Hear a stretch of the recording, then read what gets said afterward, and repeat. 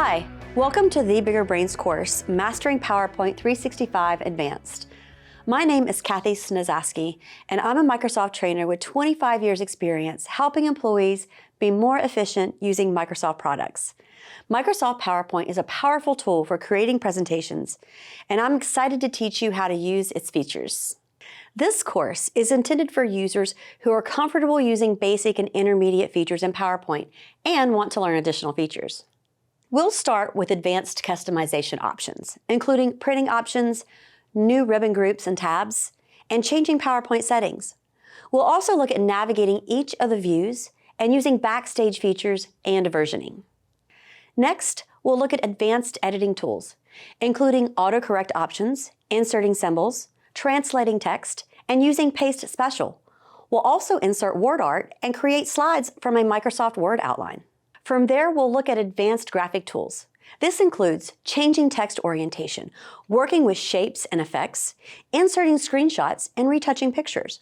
We'll also group and ungroup objects using the selection pane and insert 3D models. Then we'll customize table style options, as well as modify and format charts. We'll also insert linked and embedded objects from Excel and Word. Next, we'll discuss ways to add animation to your presentation, including motion paths, and we'll use the animation painter.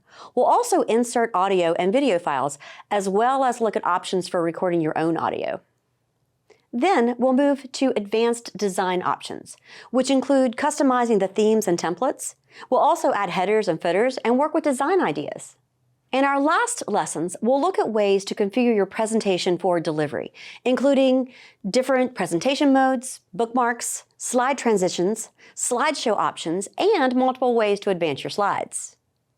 By the end of this course, my hope is that you will know how to use and customize many of the advanced features of PowerPoint and create powerful and dynamic presentations. As you go through this course, I recommend that you stop the video periodically and practice what I'm showing you.